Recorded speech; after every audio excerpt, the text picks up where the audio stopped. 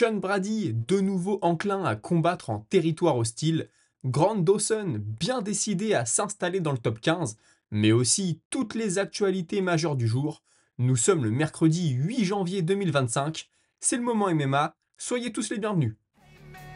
How the hell you doing? I've been just fine living life with the news stand in my mind.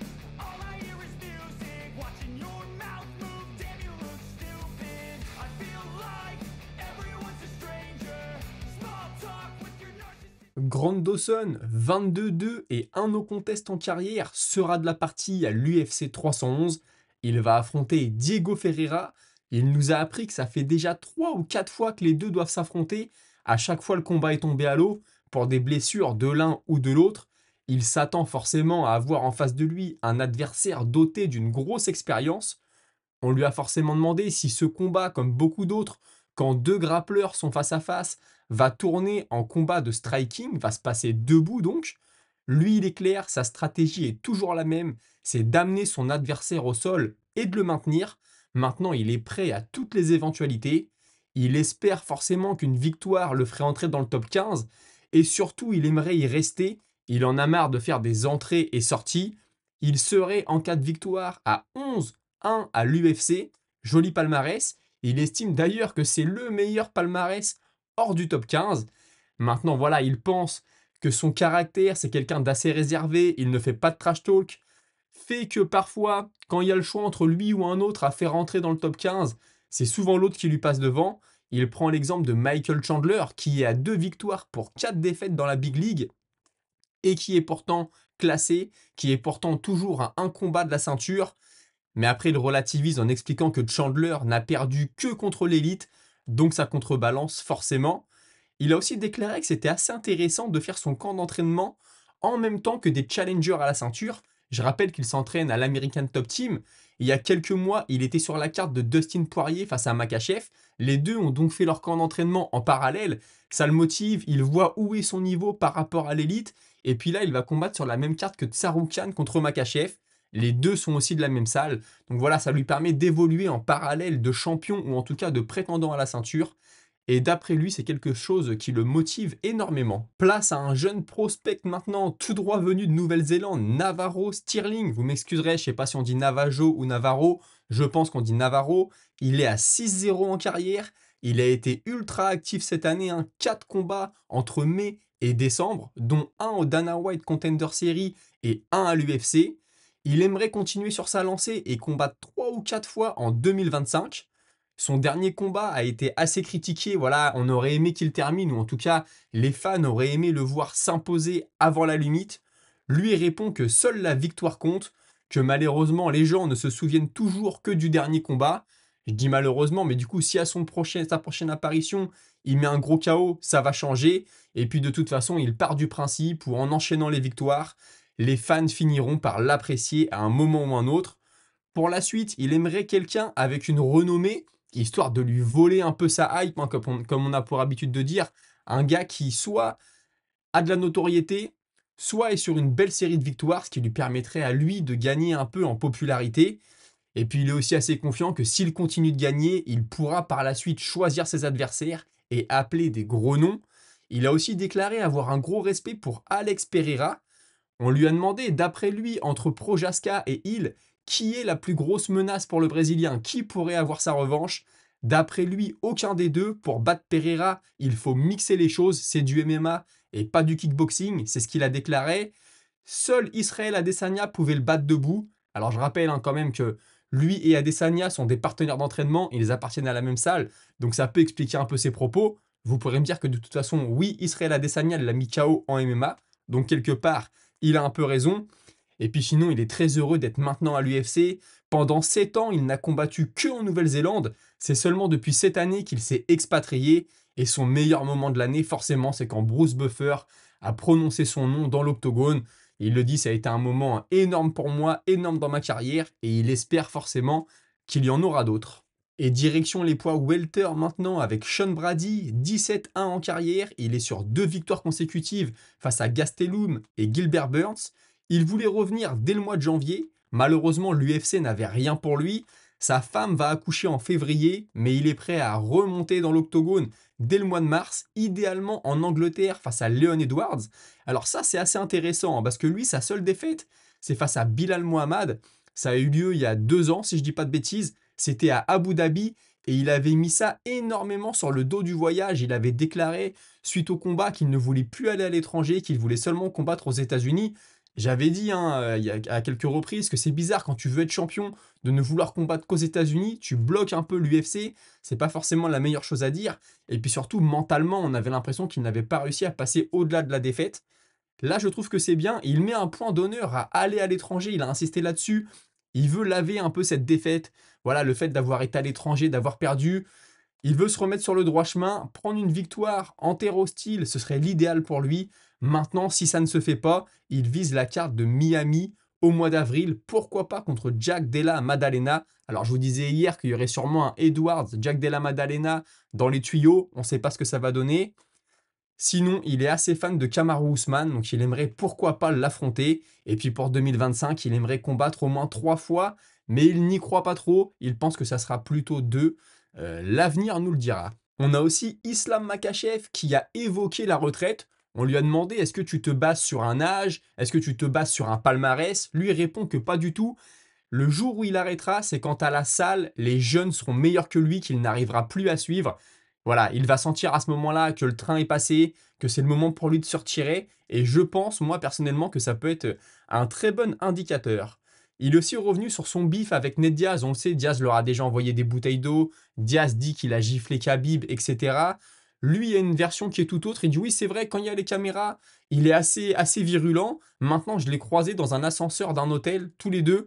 Il a levé les mains, il m'a dit ouais, respect, respect. Donc il dit voilà, Ned Diaz, quand il y a les caméras, ça parle beaucoup, mais quand il n'y a pas les caméras, c'est pas le même personnage. Forcément, c'est sa version à lui. Est-ce qu'on aura un jour la version de Ned Diaz? Sûrement. Je pense qu'elle sera différente. Maintenant, on n'aura jamais vraiment la vérité là-dessus. Et il est aussi revenu sur son dernier combat face à Dustin Poirier. Il explique que Poirier avait bien fait ses devoirs, qu'il avait bien préparé son game plan, qu'il a très bien défendu la lutte, mais que lui, de son côté, a fait beaucoup d'erreurs, mais que c'est un très beau combat et qui prend beaucoup de plaisir aujourd'hui encore à le regarder. Vous vous souvenez à l'époque, hein, je vous avais dit, je ne sais pas si c'est Poirier qui a fait un excellent combat ou si c'est Makhachev qui est passé un peu à côté. Moi, j'avais l'impression que c'était surtout Makhachev qui n'était pas au top ce jour-là. Bien sûr, je peux me tromper, je sais qu'il y en a beaucoup d'entre vous qui m'ont dit non. D'après moi, c'est Poirier qui a fait ce qu'il fallait. Après, Poirier, on peut aussi penser qu'il a beaucoup appris de ses défaites, hein. Il a perdu, il s'est fait soumettre par Khabib, il s'est fait soumettre par Oliveira. Il a peut-être fait aussi les ajustements. Donc il faut mettre ça aussi à son crédit. Direction les lourds légers maintenant avec un vétéran, Jan Blachowicz, il revient de blessure, il sera sur la carte de l'UFC Londres au mois de mars face à Hulberg. Il le dit, quand j'ai eu mon opération, ma blessure, c'était très très dur, j'avais l'impression que je n'arriverais jamais à m'en remettre. Et puis finalement, 6 mois plus tard, je suis retourné à la salle et je me suis rendu compte que tout était rentré dans l'ordre. Très bonne nouvelle donc, mais là ça va être l'heure de vérité au mois de mars, est-ce qu'il est vraiment remis? C'est le jour de la compétition qu'on va le savoir. Bonical, hein, la petite sensation des poids moyens, le petit protégé de Dana White, j'ai envie de dire. Pour ceux qui ne le connaissent pas, il est invaincu. C'est un gros lutteur à la base, il est passé au MMA. Je trouve personnellement qu'il parle énormément de Khamzat Chimaev.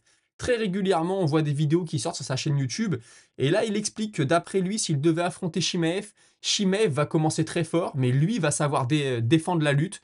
Et puis plus les rounds vont passer, plus lui va monter en puissance, alors que Chimaev va descendre. Et c'est à ce moment-là qu'il pourrait s'imposer. Et d'après lui aussi, tout est différent entre Whittaker et lui. Whittaker est quelqu'un qui a besoin de se motiver, qui se tape sur la poitrine, qui crie avant le combat, alors que lui est très calme. Et ça lui évite de faire certaines erreurs. Est-ce qu'on verra ce combat un jour? Je sais pas. Chimaev est vraiment en avance sur lui au classement. L'UFC pourrait décider de le catapulter, hein, on le sait. On l'a vu debout face à Paul Craig, si je dis pas de bêtises, c'était vraiment pas génial. Je pense qu'il a encore besoin de progresser. Maintenant, c'est vrai que dans un pur combat de lutte contre Chimaev, ça pourrait peut-être être très intéressant, mais à l'heure actuelle, je pense que si les deux s'affrontent, je donne quand même l'avantage à Chimaev. Un ancien de l'UFC, Chad Mendes, nous tease, nous révèle sur les réseaux sociaux qu'il vient de se passer quelque chose dans sa carrière et que de grosses nouvelles arrivent. Est-ce que c'est le GFL? Je ne sais pas, mais je pense que c'est fort possible. Et puisqu'on parle du GFL, Kevin Lee hier était l'invité d'Ariel Helwani et il a dévoilé que le GFL serait en pourparlers avec Tony Ferguson pour organiser une revanche. Je rappelle que Ferguson l'avait battu par soumission pour la ceinture intérim des poids légers. Intérim, hein, si je dis pas bêtise, c'était pas la ceinture indisputée. Oui, c'est ça, c'était la ceinture intérim, incontestée, pardon. Donc c'était pour la ceinture intérim, les deux s'étaient affrontés, Ferguson avait gagné, le GFL viserait une revanche. Donc Ferguson, si c'est ça, faut qu'il quitte l'UFC. Je crois qu'il était encore sous contrat, je veux pas dire de bêtises. Est-ce que l'UFC le laissera partir? Peut-être. Mais bon, Ferguson aujourd'hui, franchement, moi j'ai pas envie de continuer à le voir se faire détruire dans la cage. Le menton est plus là. Il prend énormément de coups. Je pense que ça devient assez dangereux pour lui, mais j'ai pas de conseils à lui donner. Et puis on termine avec l'annonce du combat de Calvin Kattar contre Youssef Zalal le 15 février. Il y a un auditeur, on va en reparler juste après, hier qui m'a posé la question, est-ce que tu as vu Kattar contre Zalal? Je suis désolé, quand j'ai lu ton message, j'étais parti sur Fares Ziam, et je te disais non, Fares Ziam, il va combattre en Arabie Saoudite, et j'avais plus le nom de l'adversaire en tête, mais oui, Zalal va affronter Kattar le 15 février prochain, on aura l'occasion d'en reparler. Et avant de passer à la minute auditeur, je voulais quand même vous passer un mot. Il y a notre ami d'UFC Analyse et Pronostic, la chaîne YouTube, qui a sorti une vidéo sur les combattants français de MMA des années 2000. Ça dure 20 minutes. J'ai appris énormément de choses. Franchement, c'est du travail de qualité. Il y a des images d'archives, il y a des images de combat, il y a des interviews. N'hésitez pas à aller voir. Franchement, c'est une super vidéo. Je vous la conseille. Et tout de suite, on passe à un autre moment. Jérôme Le Banner, hein, pour ceux qui n'ont pas suivi, j'ai lu son livre pendant les vacances, son autobiographie. C'est super intéressant. Donc chaque jour, je vais vous donner des petites anecdotes sur lui. Et aujourd'hui, on va parler de son premier K1 en 1995. Il explique que voilà, il a eu l'opportunité d'y combattre, mais avant d'entrer dans le tournoi, il fallait qu'il fasse un combat en Thaïlande. Tout le défi pour lui était de savoir s'il allait savoir gérer les low kicks, parce que lui, il venait du full contact ou boxe américaine, comme vous voulez. On tape pas sous la ceinture. En kickboxing et en boxe thaï, c'est totalement différent. Il fait ce combat en Thaïlande, il le remporte. Le K1 décide de le signer. Il remporte il y avait 3 combats dans la même soirée à faire au K1, hein. Donc quart de finale, demi-finale, finale. Il gagne par KO son quart de finale. Il gagne par KO sa demi-finale et malheureusement, il s'incline par KO au premier round face à Peter Hertz. Il dit que c'était très compliqué, forcément, le combat, mais il était très fier de lui. C'est un gros fan du Japon depuis qu'il est gamin. Se retrouver au Japon en finale du K1, c'était magnifique pour lui. Ça l'a énormément motivé. En 1997, il y a une petite rivalité avec Peter Hertz, vous allez voir. Donc Hertz le bat en finale en 1995. Les deux se retrouvent en 1997. Il reprend de nouveau un KO, le Banner, un high kick cette fois. Et c'est seulement en 1999 qu'il arrive à battre par KO Peter Hertz. Et il dit là, moi je décolle complètement au Japon. Les Japonais deviennent fans de moi. Je commence à avoir des jouets à mon effigie, des peluches à mon effigie. C'est le début de quelque chose de très fort pour lui. Son histoire d'amour avec le Japon va débuter surtout à ce moment-là. Voilà, tu perds 2 fois contre un gars et tu finis par toi le battre 2 ans plus tard. Les Japonais aiment beaucoup ça. L'esprit du guerrier. Mais vous allez voir qu'avant ça, il a failli partir en boxe anglaise. C'était en 98, mais ça, je vous en parlerai demain. Si vous appréciez l'émission jusqu'à maintenant, n'hésitez pas à liker, vous abonner, commenter. Et tout de suite, on passe à votre moment avec la Minute Auditeur. Et je commence avec Laurent ACHV. Vous allez voir que le combat entre Aspinall et Jones, on n'a pas fini d'en parler. Il y a souvent des infos. Et je sais que ça vous fait beaucoup réagir. Et lui me dit, en tout cas, vivement qu'on passe à l'étape post-Jones-Aspinall. On veut Gane pour le titre. Ensuite, on a Norenz qui répond, le seul problème c'est qu'il pourrait rencontrer, c'est que si Jones et Aspinall se fait dans un an, Gane devra combattre soit Pavlovich, soit Almeida, et s'il perd, c'est fini pour lui, mais je ne lui souhaite pas. Et puis on a Chacha Delacroix qui répond, le plus compliqué ce serait que Gane soit encore combattant quand toute cette histoire sera finie. Il a l'air de vouloir bientôt prendre sa retraite, tandis que Jones a l'air de ne pas vouloir prendre la sienne. Alors là-dessus, moi, plusieurs choses. C'est vrai que Gane pour le titre, moi je pense qu'il aura de nouveau une chance. Je pense que c'est entièrement possible. Il est très bien placé. Au vu de sa performance contre Volkov, peut-être que l'UFC va lui faire encore au moins un combat. Je ne sais pas, c'est ce que je pense. Maintenant, si Jones se retire, j'ai l'impression que Gane est le plus légitime, hein, malgré ce qu'on peut dire. C'est vrai qu'il faudrait pas que ça traîne un peu trop. Maintenant, sa relation avec l'UFC a l'air d'être un peu compliquée, même s'il lui dit le contraire. C'est sûr que s'il prend une défaite contre Pavlovich ou contre Almeida, là, je pense qu'il aura encore au moins 2 combats à faire. Mais bon, on se projette un peu. Puis Chacha Delacroix, hein, comme tu dis, ça serait drôle que Gane prenne sa retraite avant Jones. Bon, j'y crois pas trop. Maintenant, c'est vrai que je pense pas que Gane va faire de vieux os dans le sport. Je pense pas qu'il a envie de prendre des coups inutiles. Même si pour l'instant, ça va, on l'a jamais vu se faire détruire debout dans la cage.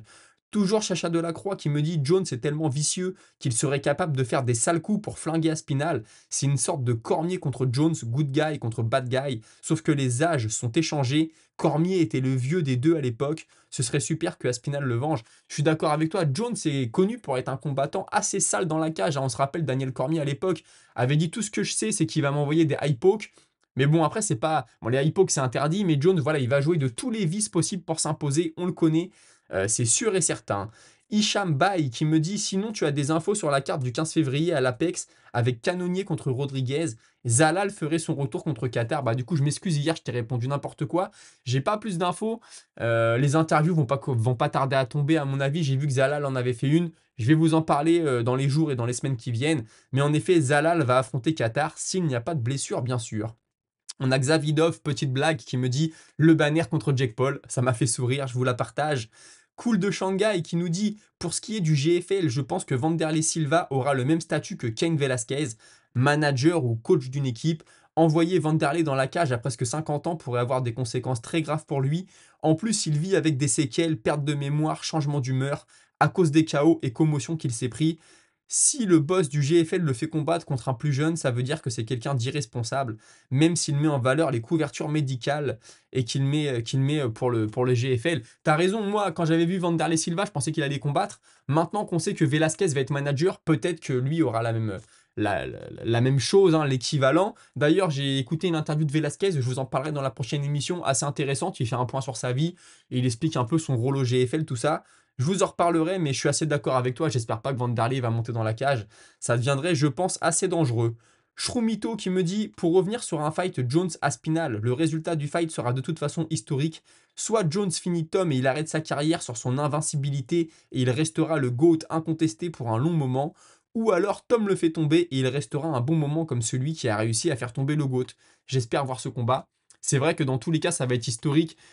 Je pense que le truc le plus fou, c'est que Jones gagne et qu'il se retire en ayant battu Aspinal, que tout le monde voit comme la relève, comme le mec imbattable. C'est vrai, après pour Aspinal, ce serait une belle occasion de démarrer sa légende. Tu bats Jones et après tu règnes pendant longtemps sur la catégorie des lourds. Tu prends des lutteurs, des strikers, un Gann, bon bah Blade il l'a déjà pris, un grappleur comme Almeida, un gros frappeur comme Pavlovich il l'a déjà fait aussi. Ce serait vraiment énorme pour sa carrière, mais dans tous les cas, t'as raison. Je pense qu'on va écrire l'histoire, hein, comme je t'ai répondu, ce soir-là. Christopher Johnson, DDP est tellement maladroit qu'il en est bon. Ce sont les mots de Strickland. Tout le monde dit la même chose, je suis entièrement d'accord avec toi. DDP a un style tellement dégueulasse qu'on le croit mauvais, alors que ça le rend illisible pour ses adversaires. De plus, il serait doté d'une force herculéenne, c'est vrai qu'on entend ça aussi. Quand on voit son gabarit, ça n'a rien de surprenant portant dans la cage, ce n'est pas l'impression qu'il donne. Le test d'hydratation font toute la différence au One Championship, les combattants combattent à leur poids et il y a moins d'incidents vu qu'il n'y a pas de cutting. Je pense que l'UFC devrait mettre la même chose en place, par contre ça mettrait un sacré bordel dans l'organisation. Tous les combattants changeaient de division du jour au lendemain, mais le cutting est trop dangereux et certains combattants sans être à leur plein potentiel. Bah écoute, tu sais, moi j'ai entendu des combattants de l'UFC, Patrick Côté notamment, parler du cutting et dire qu'en fait, quand tu le fais sérieusement, quand tu le prépares des semaines à l'avance, etc., c'est pas si dangereux que ça. Il avait filmé, lui, pour son dernier combat, je crois, tout son cutting dans le sauna, etc. Et en gros, lui dit que si tu es responsable, si tu le fais bien, si tu es intelligent, si tu es bien suivi, si tu es professionnel, il n'y a pas de risque. Alors forcément, moi j'ai jamais fait de cutting, hein, donc je peux pas donner non plus mon avis là-dessus. Mais voilà, t'as beaucoup de combattants qui disent faut être sérieux, t'en as d'autres qui peuvent tomber malades aussi, c'est le coup de pas de chance. C'est sûr qu'avec le cutting, t'es plus vulnérable, on le sait, hein, t'attrapes plus facilement des maladies, etc. Tu peux te blesser aussi. Donc à chacun de voir midi à sa porte, pardon. Mais je suis assez d'accord avec toi, c'est peut-être des risques de prix qui ne sont pas pris au One Championship. On a M. Jason qui me dit Dricus, c'est mon chouchou personnellement. J'espère qu'il va tuer Strickland. Je suis d'accord, il n'a pas un style d'école, mais il est tellement divertissant. J'espère qu'il va la forger sa légende. Pour Colby, il faut qu'il arrête pour sa santé, sérieusement. C'est plus possible comme Ferguson. Bon, je pense que Colby a encore un peu de marge par rapport à Ferguson, mais c'est vrai que la ceinture, pour lui, ça me semble mort. Et puis Dricus Duplessis, moi, c'est pas que je l'aime pas, c'est que j'ai toujours parié contre lui. Je me suis dit non, la marche est trop haute, la marche est trop haute. À chaque fois, il me surprend. Tant mieux pour lui. Et puis tu me dis, DDP, il a une puissance, je pense qu'on se rend pas compte du moment qu'on n'est pas dans la cage face à lui. Il a la bouche ouverte dès le deuxième round, on a l'impression qu'il est cramé, mais il a réussi à finir Adesanya au quatrième. Honnêtement, je ne vois pas qui peut le battre dans cette KT, même Khamzat. Il est particulier, il envoie des parpaings debout, il a une très bonne lutte et un bon grappling. Et c'est ce qui fait que pour moi, il restera champion en 2025. dans un combat face à Ramzat, moi je pense, va-t-il réussir à défendre la lutte? C'est toute l'intrigue. Debout, je pense qu'il peut le faire. Bon, on a vu que le cardio, finalement, ça va. Mais quand Ramzat te met la main dessus, moi là, ça m'impressionne de plus en plus. Après, Ousmane avait bien défendu. Gilbert Burns avait bien défendu. Alors lui dit oui, Burns, c'était en welter. Ousmane, j'étais malade. Est-ce que c'est pas non plus des excuses? Je ne sais pas. Mais en tout cas, c'est sûr qu'il faut s'inspirer de ces deux mecs-là. Maintenant, DDP n'a pas le background de Ousmane en lutte et de Burns en JJB, ni l'expérience encore hein, en MMA. Et il est à l'UFC depuis pas si longtemps que ça. Dricus du Plessis, on peut pas comparer avec Ousmane ou Burns, par exemple. Mais écoute, j'espère vraiment qu'on verra ce combat. Et c'était tout pour aujourd'hui. Merci d'avoir suivi. On se retrouve très prochainement à 17h. Passez une très bonne soirée. Salut!